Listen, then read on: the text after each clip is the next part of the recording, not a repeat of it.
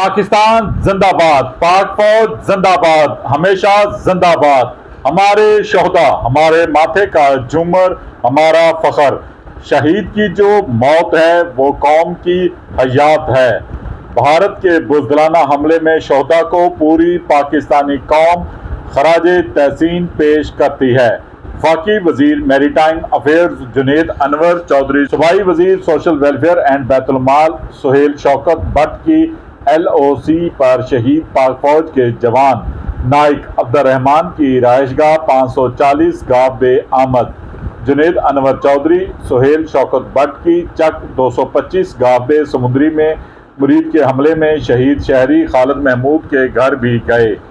Divisional commissioner Maryam Khan, brigadier Iftikhar, RPO Zeeshan Asghar, MNA Ali Gohar Baloch, اراکین صوبائی assembly Rao Kashif Rahim, Arif Gul بھی ہمراہ تھے۔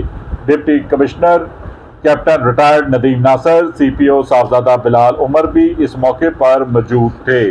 وفاقی وزیر جنید انور چودھری اور صوبائی وزیر social welfare Sohail Shaukat but کی دونوں شہداء کے اہل خانہ سے ملاقاتیں۔ وفاقی صوبائی وزراء، اراکین صوبائی اسمبلی، پاک فوج، ڈویژنل و ضلعی انتظامیہ کے افسران نے شہداء کی درجات بلندی کے لیے خصوصی دعائیں مغفرت بھی کی۔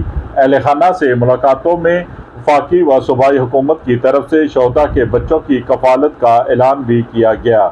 ضلعی انتظامیہ کو چک 225 گاہ بے جگاواں کو ماڈل ولیج بنانے کی بھی ہدایات جاری کر دی گئی۔ مسلح افواج نے اپنے شہداء کا بدلہ بھارت کو منہ توڑ جواب دے کر لے لیا۔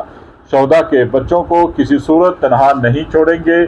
شہداء کے اہل خانہ کے لیے وزیر اعلیٰ پنجاب مریم نواز شریف کا پیغام لے کر آیا ہوں۔ حکومت پنجاب بھارتی جارحیت سے متاثرہ خاندانوں کو تنہا نہیں چھوڑے گی۔